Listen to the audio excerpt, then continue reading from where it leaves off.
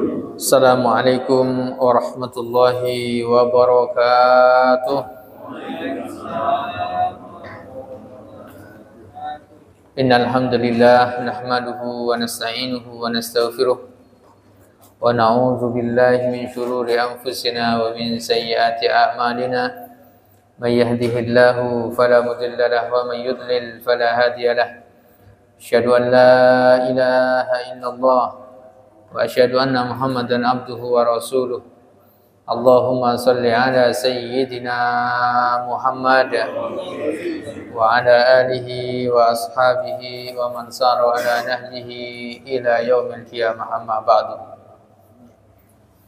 Hadirin hadirat yang dimuliakan Allah Subhanahu wa taala, alhamdulillah wa syukrulillah, pada subuh yang cerah ini Allah berikan kesempatan kita hadir di masjid Fastabiqul Khairat dalam rangka melaksanakan sholat subuh secara berjamaah. Setelah itu kita lanjutkan mengikuti kajian sampai datang waktu syuruk. Semoga Allah Subhanahu wa taala melipat gandakan pahala kita di dunia dan di akhirat kelak. Mari kita mulai kajian kita bersama-sama membaca Ummul Kitab Al-Fatihah. A'udzubillahi minasyaitonir rajim. Bismillahirrahmanirrahim. Iyyaka na'budu wa iyyaka nasta'in. Shiratal mustaqim, shiratal ladzina an'amta 'alaihim ghairil maghdubi 'alaihim waladdallin.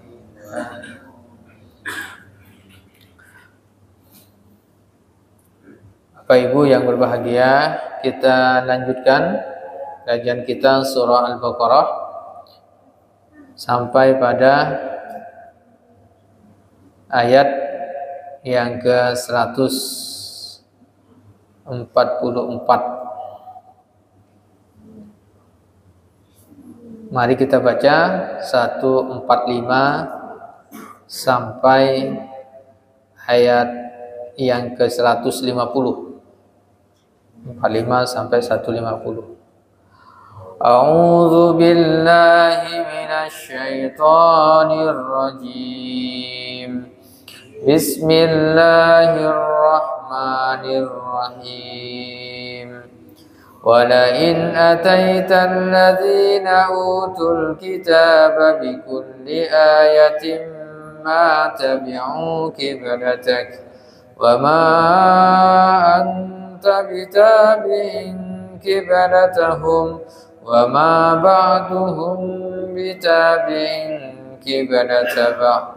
وَلَئِنِ اتَّبَعْتَ أَهْوَاءَهُمْ مِنْ بَعْدِ مَا جَاءَكَ مِنَ الْعِلْمِ إِنَّكَ إِذًا لَمِنَ الظَّالِمِينَ الَّذِينَ آتَيْنَاهُمُ الْكِتَابَ يَعْرِفُونَهُ كَمَا يَعْرِفُونَ أَبْنَاءَهُمْ وَإِنَّ فَرِيقًا منهم لا يكتمون الحق وهم يعلمون الحق من ربك فلا تكونن من الممترين ولكل وجهة هو موليها فاستبقوا الخيرات أينما تكونوا يأتي بكم الله جميعا إن الله على كل شيء قدير ومن حيث خرجت فول وجهك شطر المسجد الحرام وإنه للحق من ربك وما الله بغافل عما تعملون ومن حيث خرجت فول وجهك شطر المسجد الحرام وحيث ما كنتم فولوا وجوهكم شطره لئلا يكون للناس عليكم حجة إلا الذين ظلموا منهم فلا تخشوهم واخشوني ولأتم نعمتي عليكم ولعلكم تهتدون. muhtadun. Shadaqallahul azim. Baik Bapak Ibu yang dimuliakan Allah Subhanahu wa taala,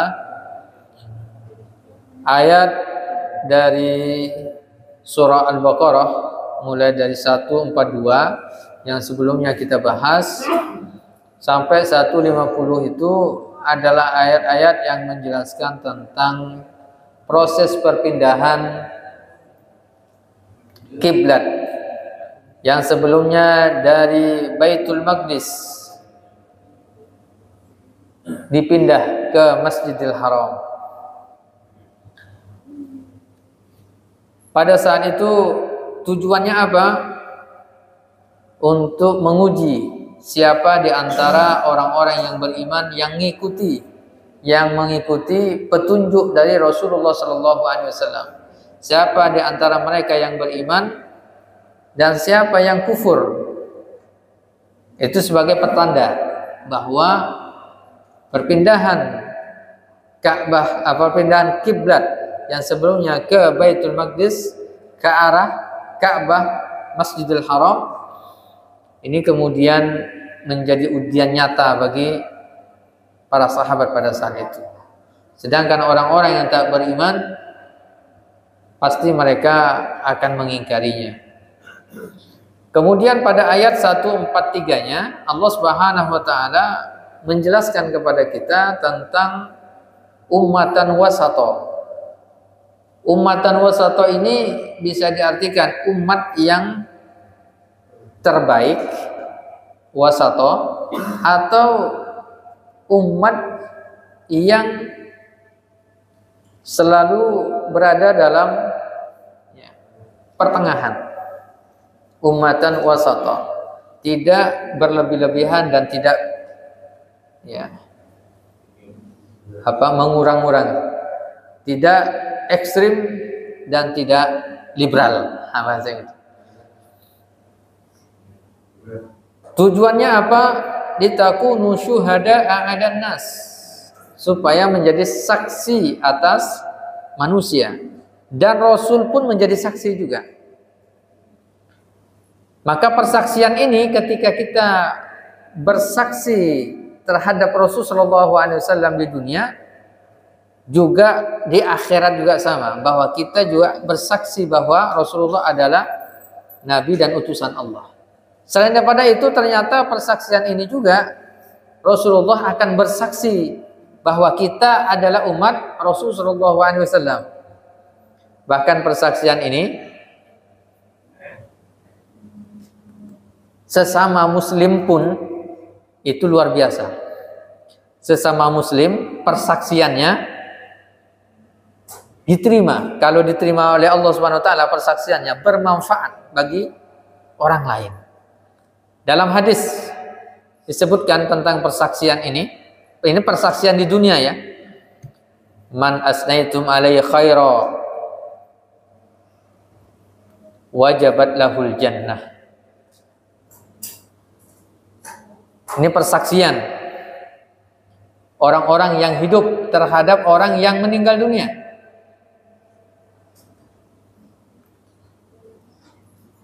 Kalau di dunia kita saya bersaksi bahwa Fulan bin Fulan ini adalah orang baik. Saya mengenalnya. Di dunia mendapatkan pahala di sisi Allah. Ketika meninggal dunia kemudian dipersaksikan baik oleh orang-orang yang masih hidup juga sama. Rasulullah mengatakan, man asnaitum alaihi khaira, siapa saja yang bersaksi kebaikan bagi jenazah ini, wajabat lahul jannah, wajib baginya masuk surga. Ini jenazah itu layak masuk surga. Kenapa? Persaksian orang yang hidup. Wa man asnaitum alaihi syarran wajabat lahun nar. Dan siapa saja yang mempersaksikan keburukan pada orang ini, pada jenazah ini, maka dia akan masuk neraka. Maka di antaranya adab orang yang hidup terhadap orang yang meninggal dunia, jangan disebutkan keburukannya.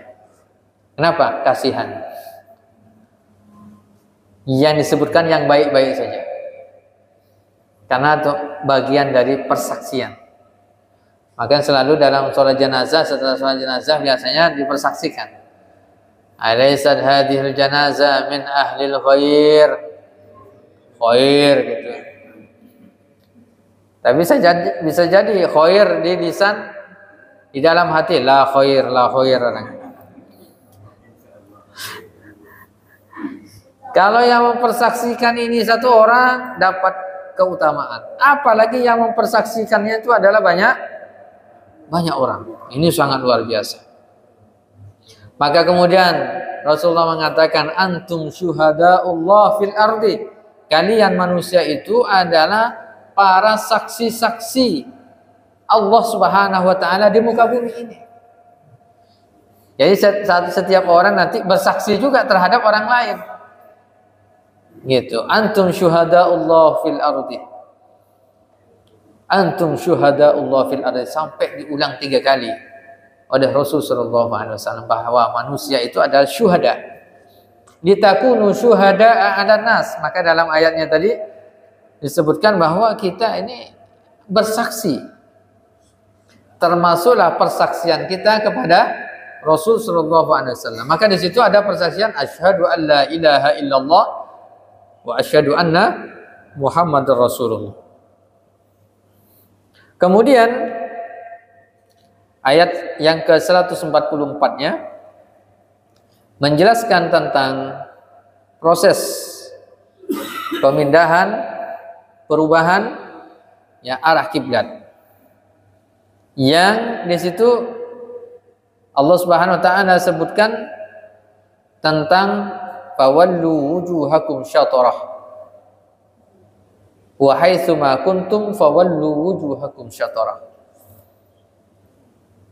Jadi dimanapun kalian berada, palingkan wajahnya ya, ke Masjidil Haram. Dan orang-orang yang diberi Alkitab, ahli kitab, pasti mereka tahu bahwa itu adalah sebuah kebenaran. Karena ada dalam kitab suci mereka. Tetapi kemudian mereka menyembunyikan.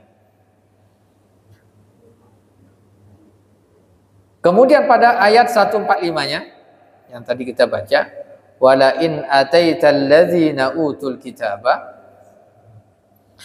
seandainya engkau memberikan penjelasan kepada orang-orang yang diberi Alkitab, diberi kitab-kitab suci, artinya ahlul kitab, minal yahud wan nasara. Ketika engkau menjelaskan kepada mereka bikulli ayatin, setiap ayat, setiap hujjah, setiap alasan yang berikan, ma tabi'u qiblatak, mereka tidak akan ikut apa? Tidak akan ikut berpaling mengikuti kiblatmu. Gitu. Nah, ini juga bagian dari apa? Pembeda. Sebagaimana kita sampaikan sebelumnya, kiblat ini juga adalah sebagai pembeda antara ahlul kitab dengan kaum muslimin. Wa ma anta bitabi'in qiblatahum. Ini juga sama ketetapan dari Allah, dan engkau tidak boleh bitabi'in mengikuti kiblatahum, kiblat mereka. Ya, maka artinya di sini apa? Tidak boleh tasyabbuh. Tasyabbuh ini apa maknanya? Menyerupai. Di bidang apa? Penyerupaan ini para ulama mengatakan, pertama, tidak boleh menyerupai ahlul kitab, orang-orang yang ya tidak beragama Islam dalam akidahnya dan ibadahnya, ritualnya, maka tidak boleh ya ada kesamaan. Tidak boleh ikut-ikutan. Selain daripada itu, maka hukumnya boleh-boleh saja. Selain dari akidah dan ibadah. Hanya ada pembatasnya. Nah, termasuk ke arah kiblat. Termasuk ikut-ikutan cara beribadahnya. Cara berdoanya, cara beribadahnya, cara ritualnya. Dalam hal ini maka tidak diperkenankan. Wa ma ba'duhum bitabi'in qiblata ba'd. Dan sebagian dari mereka juga tidak akan mengikuti. Ya udah, lakum dinukum waliyadin, dan tidak boleh juga dipaksakan. Itu adalah sebuah keyakinannya. Tetapi ketika terbuka luas ya, dialog, wawancara, ya kan, kemudian diskusi, maka itu akan sangat menarik. Wala ini taba'ta ahwa'ahum min ba'di ma ja'aka minal ilmi, seandainya engkau mengikuti hawa nafsu mereka, keinginan mereka setelah engkau mendapatkan ilmu, innaka idzal laminaz zalimin, maka engkau termasuk orang-orang yang zalim. Nah, ini pelajaran juga bagi kaum muslimin kita semuanya, bahwa ketika kita ingin konsisten, apa yang mesti kita lakukan? Maka ada kalam hikmah yang sangat luar biasa, i'rifil haqqo ta'rif sahibahu. Kenali kebenaran itu, kalian akan tahu orangnya. Artinya apa? Jangan ikut-ikutan orang. Kenali kebenaran, kebenarannya seperti apa, maka kamu akan tahu orangnya. Jangan sebaliknya. Biasanya apa? Ikuti orangnya, kalian akan tahu kebenarannya. Nah, itu kebalikan. Jadi i'rif al-haqqo, kebenarannya kita pelajari. Setelah itu, kebenaran itu dikatakan, diucapkan oleh siapapun, itu adalah sebuah kebenaran. Contoh, misalnya sholat 5 waktu hukumnya wajib, itu kan adalah sebuah kebenaran, keyakinan.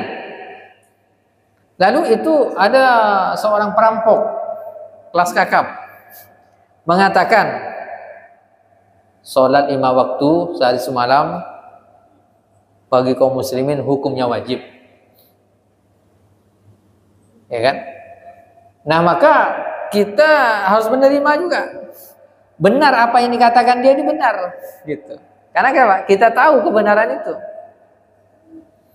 Berbeda misalnya orang mengaku sebagai orang alim, lalu dia mengatakan sholat itu tidak wajib, sholat 5 waktu itu tidak wajib misalnya. Nah, dengan pakaian yang cukup menarik, kan begitu kan? Lalu mengatakan sholat 5 waktu itu tidak wajib. Nah, bisa jadi orang kan bingung. Nah, supaya tidak bingung seperti apa? Kenali kebenaran, yang benar yang mana? Nah, kita mesti tahu benar. Nah, kebenaran itu diucapkan oleh siapa saja, dilakukan oleh siapa saja, kita akan tahu itu adalah sebuah kebenaran. Nah, maka kemudian jangan mengikuti hawa nafsu atau keinginan orang lain. Misalnya, yang lain ini banyak orang-orang buka aurat, kan gitu kan, buka aurat biasa gitu. Nah, padahal kita tahu bahwa itu adalah sebuah kebenaran, bahwa dilarang dalam Islam membuka aurat bagi laki-laki dan perempuan. Nah, karena hawa nafsu, karena keinginan, lalu kita ikuti. Maka kata Allah Subhanahu wa taala dalam ayat ini, innaka idzam laminaz zalimin, termasuk orang-orang yang zalim. Jadi jangan mengikuti apa kata orang. tanpa mengetahui ilmunya. Itu kalau bisa memang kenali kebenaran itu, maka kita akan tahu orangnya. Kalau kita kenal orangnya, karena orang itu bisa jadi berubah. Hatinya berubah, yang sebelumnya mukmin, besok bisa jadi ya kufur. Ya, hari ini beriman, besok munafik. Hari ini beriman, besok fasik. Dan bisa juga hari ini fasik, dalam kekufuran, dalam kemaksiatan, besok bisa jadi beriman dia. Nah, ini penting untuk kita ya renungkan bersama. 146-nya. Alladzina atainahumul kitaba. Orang-orang yang kami berikan Alkitab. Ya'rifunahu. Mereka kenal betul tentang kebenaran itu yang Allah sampaikan dalam kitab-kitab suci mereka tentang kebenaran Rasulullah SAW. Mereka kenal betul dengan Rasul nih. Dia Rasul adalah seorang nabi gitu. Kama ya'rifuna abna'ahum. Sama seperti mereka mengenali anak-anak mereka sendiri. Bayangkan ini ungkapan Al-Quran. Ahlul kitab itu sebenarnya mengetahui kerasulan Nabi Muhammad SAW sama seperti mereka mengenal anak mereka sendiri. Kita bisa ya tanyakan misalnya, adakah di sini orang tua yang tak kenal dengan anaknya?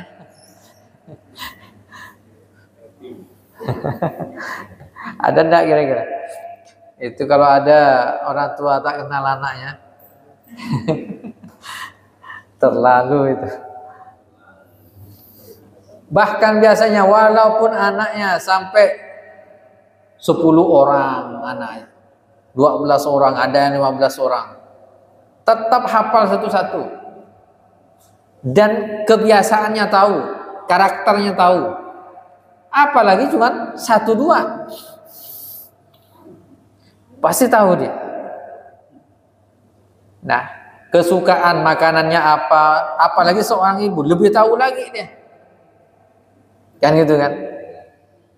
Nah, ternyata dalam Al-Quran ini diungkapkan Ahlul Kitab ini terhadap Rasulullah tentang kebenaran Islam ini, mereka tahu betul. Sama seperti mereka mengenali, mereka kenal, mereka tahu kepada anak-anak mereka. Wa inna fariqam minhum la yaktumunal haqqa wa hum ya'lamun. Apa yang menyebabkan mereka tidak mengakui kerasulan Nabi Muhammad SAW? Karena mereka menyembunyikan kebenaran itu yang ada dalam kitab suci mereka. Wa hum ya'lamun, padahal mereka tahu tentang kebenaran itu, mereka sembunyikan. Nah, ini juga sama pelajaran juga bagi kita. Ketika kita tahu tentang kebenaran, karena merasa mungkin tidak enak, kan gitu kan? Atau karena kondisi-kondisi tertentu, lalu kemudian disembunyikan. Nah, ini juga sama. Tidak boleh menyembunyikan kebenaran. Nah, tinggal yang menjadi permasalahan bagaimana cara menyampaikan kebenaran itu yang perlu ya, bil hikmati wal mau'izatil hasanah, sesuai dengan waktu, situasi, kondisi, kan begitu. Itu yang mesti diinikan. Kalau itu adalah sebuah kebenaran. Dan perlu kita bedakan nanti antara kebenaran mutlak dan kebenaran nisbi. Kebenaran mutlak itu yang benar-benar benar tentang konsep ketuhanan. Itu adalah sebuah kebenaran gitu. Tapi ada juga yang kebenaran nisbi, relatif. Nah, ini nanti adalah terkait dengan perbedaan pendapat di kalangan ulama terkait dengan apa? Ikhtilaf masalah cabang-cabang fikih. Nah, ini jangan sampai dikira inilah sebuah kebenaran. Kalau perbedaan pendapat di kalangan ulama, tidak boleh mengklaim inilah satu-satunya kebenaran mutlak. Itu namanya kebenaran nisbi. Nah, maka kemudian apa? Ayat 147-nya al-haqqu mir rabbik. Kebenaran itu datangnya dari Tuhanmu, bukan dari persepsi orang. Gitu ya.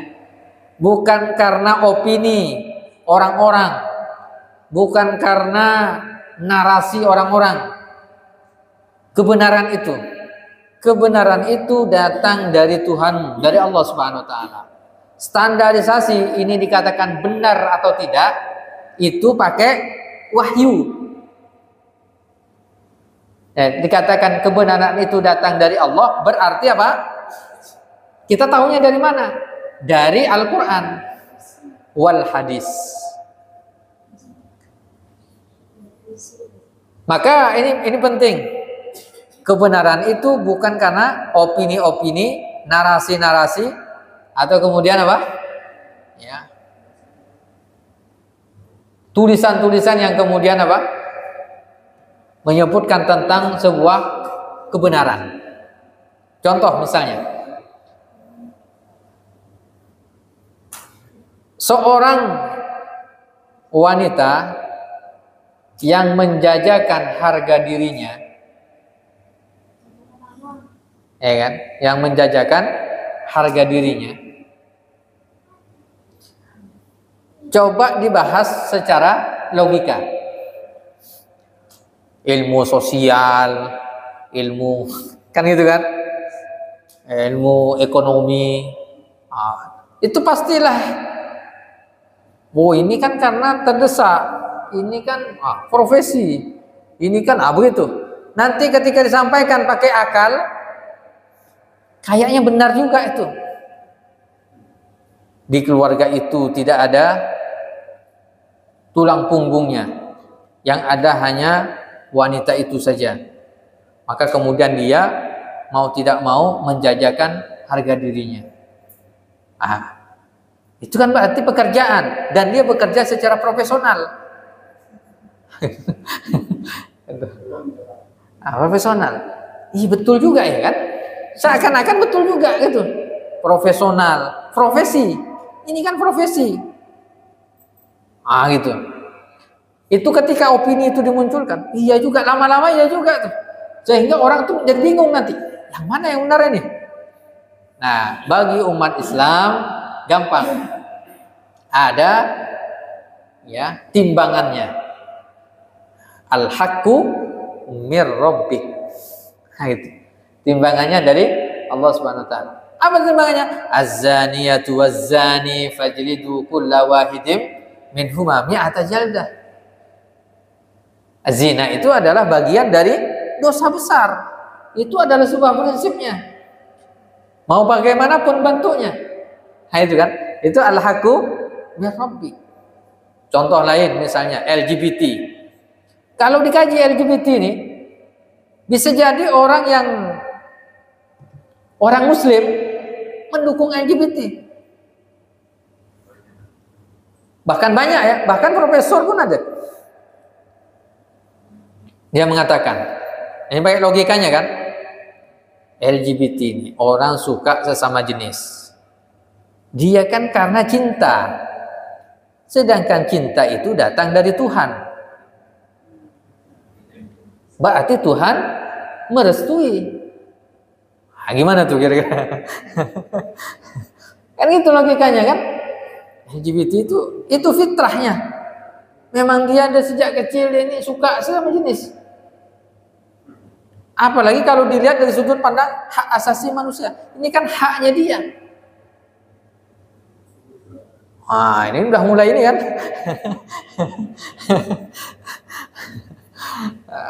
Jadi yang perlu umat Islam ini pahami pertama kali adalah al-haqqu mir rabbik, bahwa itu adalah dosa besar. Atatuna zukrana. Kenapa kalian mendatangi sesama lelaki? Kan itu kan? Itu dosa besar. Kan itu prinsip utama, dosa besar. Dan azabnya sangat luar biasa yang menimpa kaum Nabi Lut alaihissalam. Nah, dalam hal ini bagaimana kita? Al-haqqu mir rabbik. Kita harus kembali memahami apa dalam Islam ini seperti apa. Wahyu itu berbicara tentang apa ini? Ya, berbicara tentang misalnya LGBT. Bagaimana dalam pandangan wahyu? Makanya prinsip di dalam ini adalah logika itu, nalar itu tunduk pada wahyu. Logika itu harus tunduk pada wahyu. Tak boleh yang dikedepankan wahyu akal dulu, wahyunya ngikuti. Yang harus dimunculkan prinsipnya itu Ahlussunnah wal Jamaah adalah wahyunya dulu berbicara tentang apa, akalnya berpikir bagaimana memahaminya. Maka ini penting al-haqqu mir rabbik. Karena banyak orang sekarang ini yang kemudian apa? Ngikut arus opini, apalagi, dan sangat mudah orang Indonesia mengikuti arus opini. Sebagian saja sebenarnya. Misalnya ada lagu nyanyian dulu yang mantan polisi itu yang nyanyi India, itu lagu India. Seluruh Indonesia nyanyi semua, orang tua sampai anak-anak. Kemudian sangat mudah untuk itu ikut arus. Main dulu akik, ya, demam akik semuanya. Sekarang lato, tua muda lato. Jadi sangat mudah, ya kan? Belum lagi masalah-masalah yang lain, gitu. Apalagi yang berbicara nanti adalah artis, para idola, kan gitu kan? Berbicara tentang suatu kemaksiatan. Lalu kemudian oh iya betul juga tuh, itu nggak ngerjakan kata dia kan? Padahal apa? Al-haqqu mir rabbik. Fala takunanna minal mumtarin. Jangan ragu tentang kebenaran Islam ini. Gitu. Jangan pernah ragu dengan kebenaran Islam ini. Kemudian walikulli wijhatun huwa muwalliha fastabiqul khairat. Nah, ini nama masjid ini alhamdulillah ada dalam ayat Quran. Nama masjidnya fastabiqul khairat. Ya. Di mana saja kita menghadapkan diri kita kepada, ya, di mana saja kita menghadapkan diri kita, di situ pasti ada Allah Subhanahu wa taala. Maka yang dituntut oleh umat Islam jangan banyak berdebat. Tapi apa? Fastabiqul khairat. Sibak itu artinya berlomba. Fastabiqul khairat, berlomba kita dalam kebaikan. Nah, makanya dalam masalah urusan agama ini yang harus kita lihat supaya bisa fastabiqul khairat adalah orang yang di atas kita. Kalau dalam masalah urusan dunia yang kita lihat yang di bawah kita, itu insya Allah kita akan bisa fastabiqul khairat. Contoh, kita biasa-biasa saja, ya, jarang ke masjid misalnya. Lihat orang yang rajin ke masjid.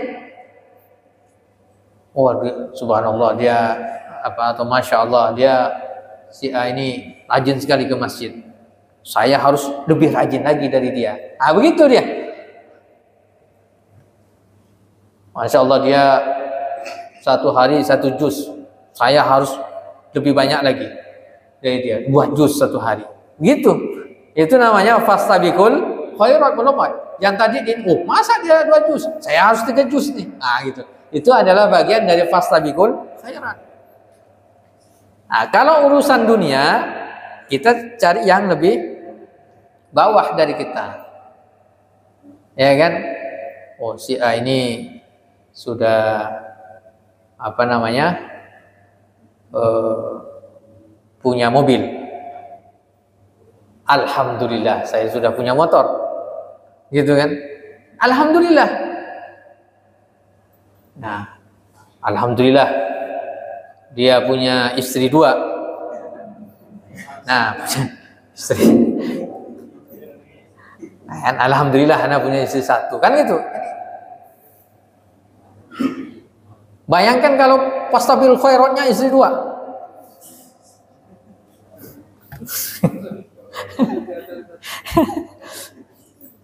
Atau kebalikannya, masalah ibadah malah dia, ya kan, lihat yang paling bawah dari dia. Nah, ini banyak yang terjadi seperti itu, ya kan, udah jarang ke masjid, jarang ikut kajian, lalu dia lihat, alhamdulillah saya masih lah sekali-sekali ke masjid, seminggu sekali. Itu tak pernah ke masjid sama sekali. itu salah menempatkan itu salah menempatkan analogi, ya kan. Walaupun saya 1 hari 1 halaman, alhamdulillah. Si A itu tak pernah baca Quran. Nah, itu salah menempatkan dalam masalah ibadah. Itu cari yang lebih baik daripada kita, itu akan munculkan fastabiqul khairat. Kalau lihat yang paling bawah, tak akan ada fastabiqul khairat itu. Lihat orang punya mobil, alhamdulillah saya bisa punya motor. Ketika lihat orang lain pakai motor, alhamdulillah saya bisa jalan kaki. Kan gitu kan? Yang ketika jalan kaki, alhamdulillah bisa jalan kaki. Nah, tetangga saya tak bisa jalan. Nah, gitu.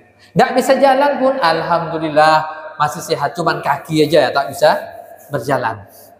Nah, gitu. Ya, alhamdulillah terus. Maka akan muncul syukur dia. Gitu. Tidak akan ada rasa untuk kufur dari nikmat Allah. Alhamdulillah terus.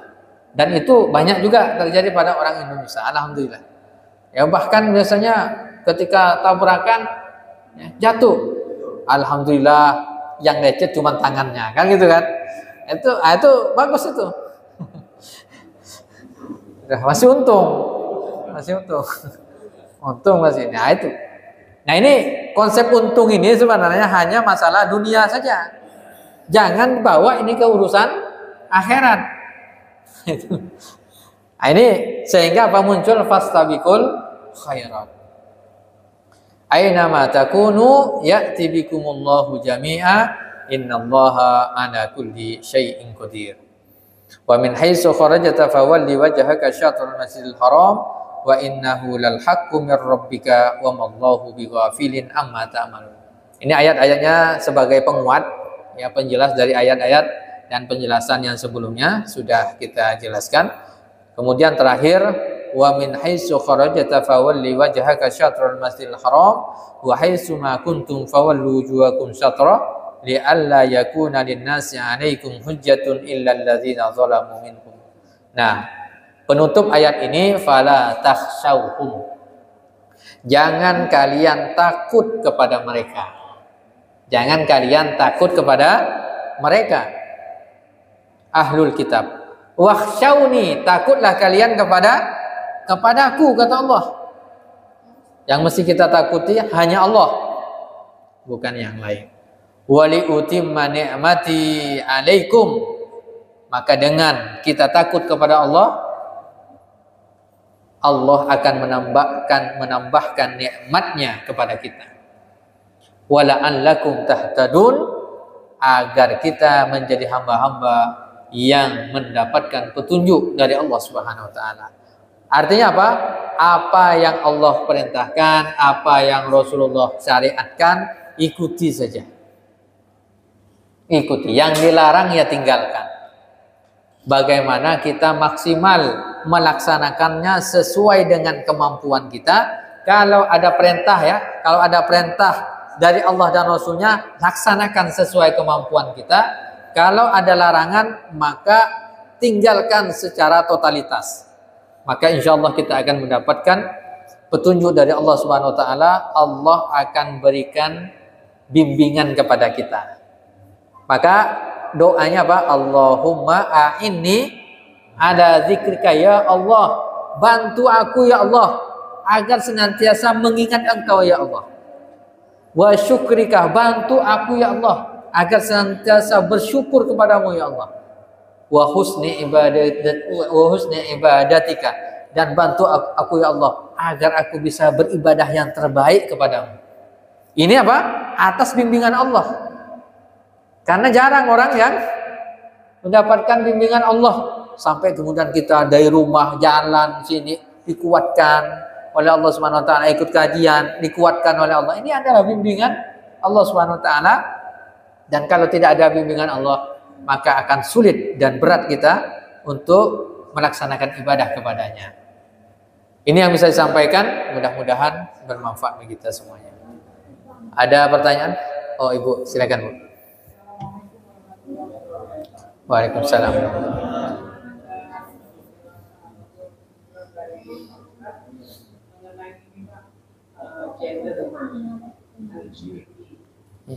Jadi kan anak yang lahir itu terlahir ketika umur sekian tahun baru terlihat bahwa dia itu memang sesuai karena laki-laki.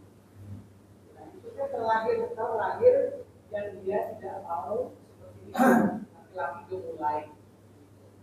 Nah itu penjelasan bagaimana Pak Ustaz? Apakah memang terlahir seperti itu atau menurut kedokteran itu dari gen atau bagaimana? Iya. Ini menarik pertanyaannya. Jadi ada bayi lahir dengan gemulai, ya kan?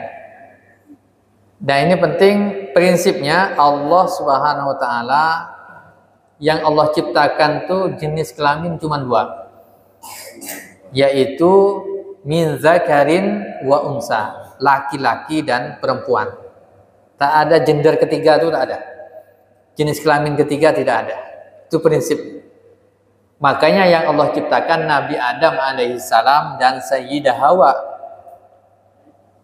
supaya mereka berduanya berpasang-pasangan. Kemudian yang kedua, ketika bayi lahir, maka sebenarnya tergantung bagaimana cara mendidiknya. Cara mendidiknya. Di antaranya, nah ini di antaranya penting, kalau ada anak laki-laki yang lahir, maka sejak kecil jangan sejak kecil temannya perempuan semua. Itu pola pendidikan. Dia mesti ada kawan laki-lakinya. Karena baru lahir. Karena tak mungkin ya, fitrahnya dia laki-laki, ya laki-laki. Fitrah perempuan. Biasanya kelihatan gemulainya kapan? Tak mungkin dari 0 sampai 1 tahun kelihatan dia gemulai kan? Dia akan proses pendidikan ini. Maka pertama dia mesti dikenalkan, oh ini laki-laki, ini laki-laki, ini perempuan. Dia dari awal sudah disampaikan begitu kepada anak-anak kita. Nah, kemudian dari sisi bahasa, kita harus mendoktrin juga, menyiapkan dia nih laki-laki, ini nih perempuan. Bahasa yang digunakan bahasa laki-laki. Misalnya jangan sampai anaknya laki-laki, cantiknya misalnya. Nah ini hati-hati nih. Cantiknya anakmu nih katanya kan. Itu kemudian gitu. Kalau laki-laki apa? Ganteng. Kan beda kan? Ini ganteng, ini cantik. Gitu.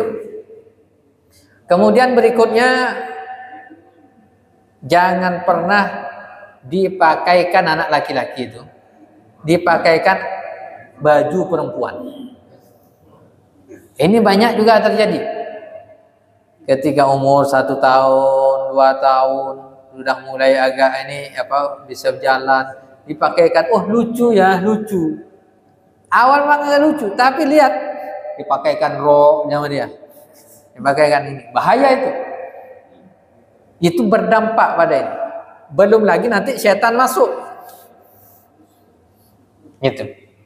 Itu proses ininya. Dan maka kemudian juga dari sisi yang lainnya adalah perlu lingkungan, ya kan? Lingkungan, bagaimana lingkungan yang ada di sekitarnya, wabil khusus adalah munculnya karakter bapak, ya kan? Ada sosok bapak yang hadir, itu penting juga, ya pada anak. Sehingga tahu karakter laki-laki seperti bapak, ya seperti ayah. Kalau perempuan seperti ibu. Nah begitu, itu proses ininya. Tapi kalau sudah prosesnya sudah terlanjur bagaimana? Bisa enggak? Sebagaimana yang saya sampaikan biasanya, proses pendidikan anak itu tidak akan terlepas dari 3 hal. Ini yang perlu kita jaga. Pertama di rumah, kemudian yang kedua di sekolah, dan yang ketiga di masjid. Jangan lepas tentang pendidikan. Ini sangat mendukung sama sekali. Kalau sudah berjalan semangat SD misalnya sudah mulai begitu, mulai dari sudah langsung otomatis diinikan. Jangan sampai masuk SMP. Karena kalau sudah SMP itu dibiarkan dari kecil dibiarkan begitu sampai SMP, maka akan berbahaya. Kalau SMP dia sudah bisa berpikir kemudian udah. Jadi dari 0 sampai 3 tahun ini penting untuk menyiapkan ini. Gitu, memberikan penjelasan dan seterusnya. Ini penting. Nah, sehingga kalau sudah misalnya mulai kelas 1 SD sudah mulai ini, ya, maka dia ikutkan mungkin karateka kan gitu kan, taekwondo kan begitu kan. Itu memang udah ini. Nah, gitu. Maka nanti ini penting untuk ini, termasuk nanti mainan-mainan anak ya. Kalau bisa anak laki-laki mainannya apa, anak perempuan mainannya apa. Ini harus ya kita memang sudah dari awal sudah diinikan. Nah, insya Allah mudah-mudahan seperti itu bisa tertangani. Coba. Assalamualaikum warahmatullahi wabarakatuh. Waalaikumsalam warahmatullahi wabarakatuh. Kita bahas dari ayat 147 yaitu era kebenaran, di mana seorang muslim harus mengungkapkan suatu kebenaran baik itu lisan maupun dalam perbuatan. Yang ini saya tanyakan bagaimana hukumnya memberikan kesaksian terhadap jenazah yang sudah meninggal, sedangkan jenazah tersebut banyak berbuat maksiat. Masa kita harus menyaksikan bahwa mayat itu berbuat baik, padahal mayat itu berbuat maksiat di waktu di dunia. Itu dimana kalau yang kedua, apa yang menjadi dasar hukumnya untuk nyata kebenaran dalam Islam? Dasar hukumnya kebenaran bahwa itu benar dalam Islam. Yang ketiga, bagaimana hakikat kebenaran ilmiah? Ya kan, ilmiah adalah ilmu pengetahuan dalam Islam. Akhir dalam ilmiah dalam ilmu saya dan Islam. Mohon pandangan dan perjalanan yang berbeda dari Waalaikumsalam warahmatullahi wabarakatuh. Ya. Terkait dengan persaksian si jenazah ini, bejatlah pokoknya, itu kan? Bejat moralitasnya. Memang ketika meninggal dunia, lalu kemudian ditanya, apakah jenazah ini min ahlil khair? Lalu dijawablah khair. Tenang saja, ketika dia jawab khair, malaikat tahu. Dia hanya di lisan saja atau dengan hatinya? Persaksiannya itu mesti apa? Yang wajabat lahul jannah, yang jenazah akan mendapatkan syafaat ini memang dari lisan dan hati. Kalau cuma lisan, khair ya khair katanya gitu kan. Itu tetap tidak berguna. Jadi nanti ada saksi waktu di akhirat itu kayak saksi juga. Iya. Nanti di akhirat lebih parah lagi saksinya. Tangan menjadi saksi, mata menjadi saksi, kaki menjadi saksi, maka mereka mengatakan mulutnya dikunci. Gimana orang mau bersaksi? Betul, saya yang melakukan maksiat, kata tangan. Kaki bilang, betul. Tak ada lagi. Nah, maka hati-hati, artinya apa? Kita tidak bisa juga mengandalkan persaksian orang. Nah, ya kan? Apa kata orang? Semua orang, 100 orang bilang, hoir, kata dia kan.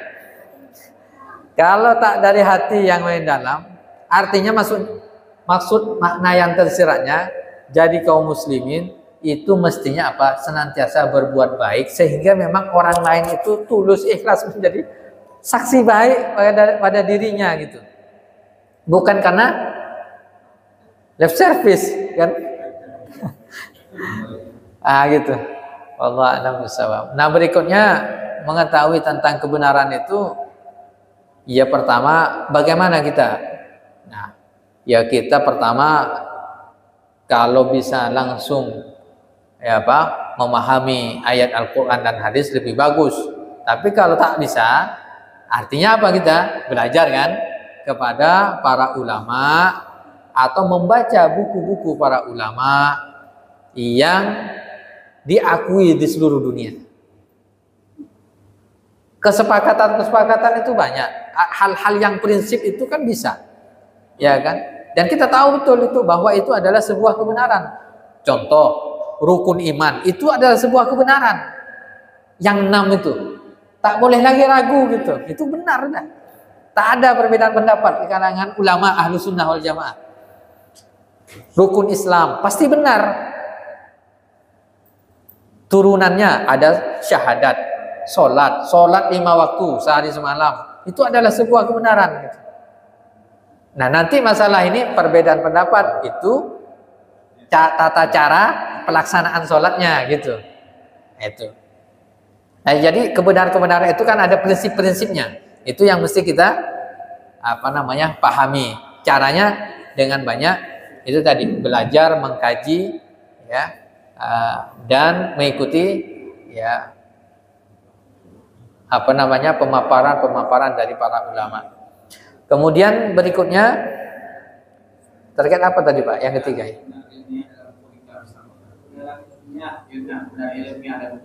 Ilmiah. Keilmiahan dalam hukum Islam. Keilmiahan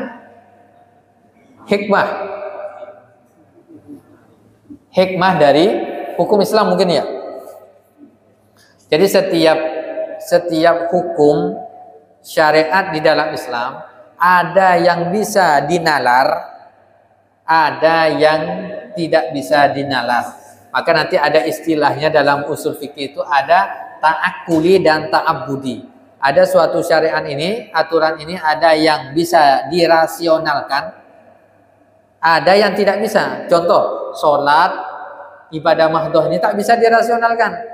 Sholat zuhur, kenapa 4 rakaat? Sholat subuh 2 rakaat, kenapa? Tak bisa dinalarkan. Itu ta'abbudi, penghambaan saja kita kepada Allah. Haji kenapa di Ka'bah, di Masjidil Haram kan gitu kan? Kenapa?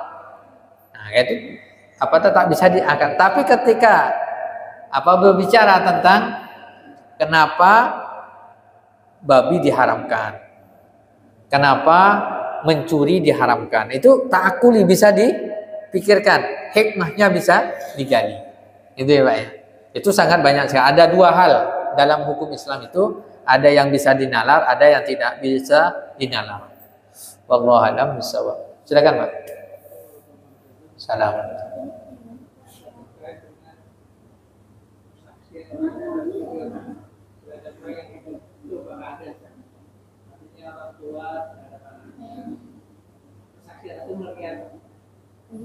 Kegiatan anaknya juga Rasulullah terhadap umatnya kan. Dan yang kedua, kalau kita ada kesaksian, apakah Rasulullah tadi tidak mengenali kita seperti jemaah mengenali jemaah yang lain? Iya, ini menarik juga bahwa apakah ada persaksian dari orang tua yang sudah meninggal dunia kepada anak-anaknya? Ada riwayat yang menyebutkan tentang bahwa anak-anak dari kaum muslimin ketika melakukan kebaikan, ini ada dalam kitab Ar-Ruh karangan Ibnu Qayyim Al-Jauziyah. Itu disebutkan tentang ini. Setiap anak itu melakukan kebaikan, ketaatan, orang tua itu rohnya itu kemudian bergembira, jadi bergembira. Begitu juga ketika dia melakukan kemaksiatan, maka dia bersedih. Rasulullah bagaimana?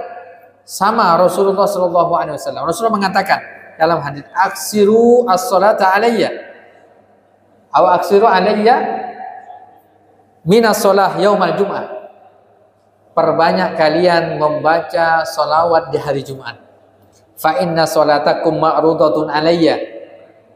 Karena salawat kalian, doa-doa kalian itu disampaikan kepadaku, sampai kepada Rasulullah SAW. Jadi salawat kita ini disampaikan oleh para malaikat. Sehingga apa? Rasulullah tahu dia adalah umat. Apakah nanti di akhirat tahu? Betul, tahu nanti di hari kiamat. Rasulullah SAW ini umatnya. Kenapa? Karena ada tanda-tanda umat Rasulullah SAW. Apa di antara tandanya yang tidak ada pada umat yang lainnya? Di antaranya umatnya nanti akan nampak di hari kiamat ghurran muhajjalin.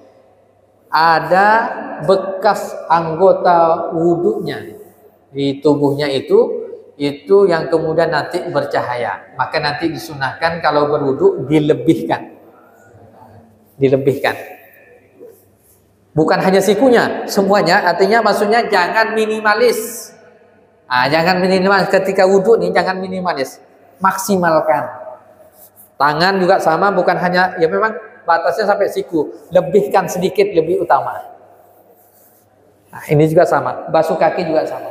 Itu nanti akan bercahaya min asaril wudhu, karena bekas wudhunya. Itu langsung ketahuan oleh Nabi. Oh, itu pasti umatku. Gitu. Belum lagi nanti tanda umat Rasulullah SAW. Apa itu? Di antaranya muazzin. Atwal wa anaqon yaumal qiyamah. Lehernya panjang. Dari semuanya rata, semuanya. 1, 2. Itu yang panjang-panjang bercahaya. Itulah dia umat Rasulullah yang suka azan. Nah, ini kalau azan jangan main suruh-suruh lagi. Langsung. Pengen leher panjang nanti hari kiamat. Cepat itu kan. Bayangkan jutaan manusia. Lehernya panjang, itu dah paling nampak pertama kali itu. Artinya apa? Orang yang muazin pasti datangnya sebelum datang waktu sholat kan? Itu. Pasti datang awal.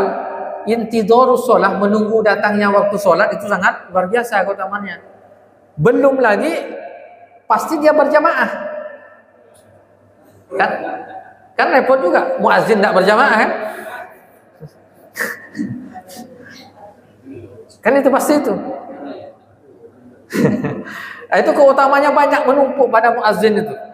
Ya kan? Apalagi muazin jadi imam lagi. Ini di antara keutamaannya. Ini nanti ada asarnya itu. Dan masih banyak asar-asar yang lain yang itu langsung dikenali oleh Rasulullah SAW. Wallahu a'lam bishawab. Oh, terakhir Pak ya. Ya terakhir. Ya. Waalaikumsalam warahmatullahi wabarakatuh.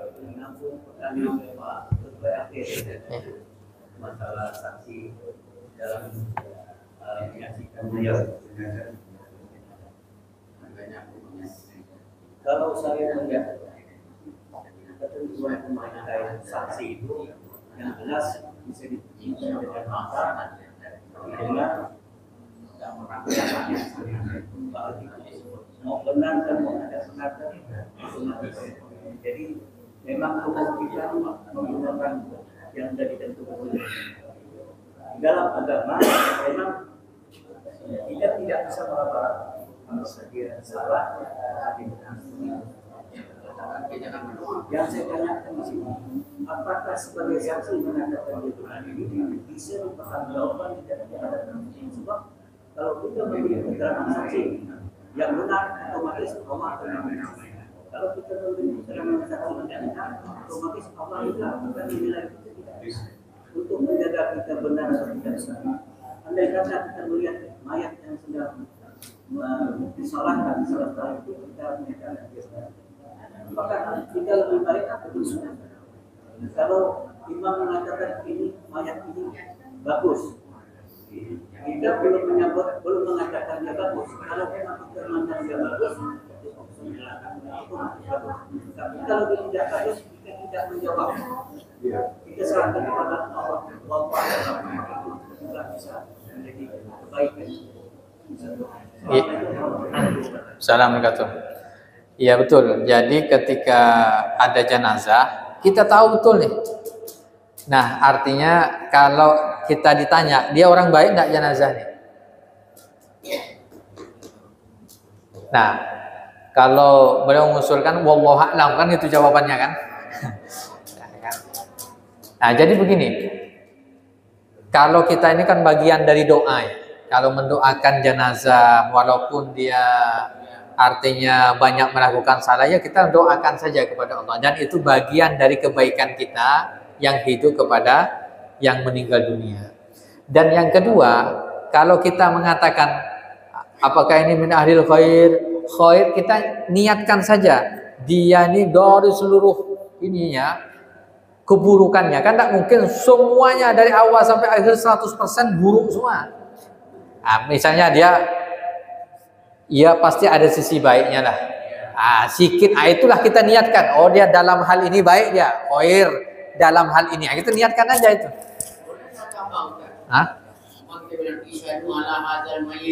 Insyaallah min ahlil khair. Itu ada.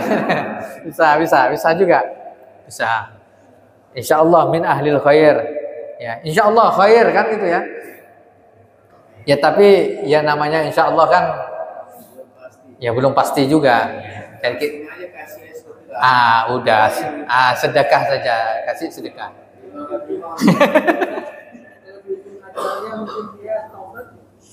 Ya makanya di antara ininya kita husnuzonnya kepada jenazah tersebut. Ya, karena tidak mungkin 100% misalnya ya koruptor kelas tinggi kan. Koruptor kelas kakap. Dia meninggal dunia. Koruptor nih. Kan pastilah ada sisi baiknya. Masih mungkin dia berbuat baik pada orang tuanya. Atau sebelum dia menjabat ini. Kan gitu kan. Nah, atau husnuzon kita sebelum dia meninggal dunia, dia bertaubat. Nah, kan gitu kan. Udah, kita ikhlaskan saja. Bahwa dia adalah orang baik. Nah, itu sebenarnya bagian dari, sama seperti ini. Jenazah misalnya ada orang bunuh diri, sebenarnya kan itu dosa besar. Bunuh diri itu dosa besar. Bahkan ya banyak para ulama kadang tidak mau menyolatinya. Tapi bagi sebagai kaum muslimin, ini kita bersedekah saja, tidak ada masalah. Itu kebagian dari kewajiban kita tetap urusi.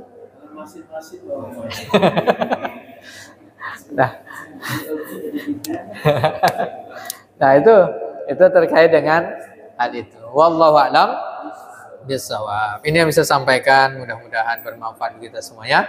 Mohon maaf atas segala kehilafan. Kita akhiri dengan baca hamdalah dan doa kafaratul majlis. Alhamdulillahirabbil alamin. Subhanakallahumma wa bihamdika asyhadu an la ilaha illa anta astaghfiruka wa atubu ilaika. Assalamualaikum warahmatullahi wabarakatuh.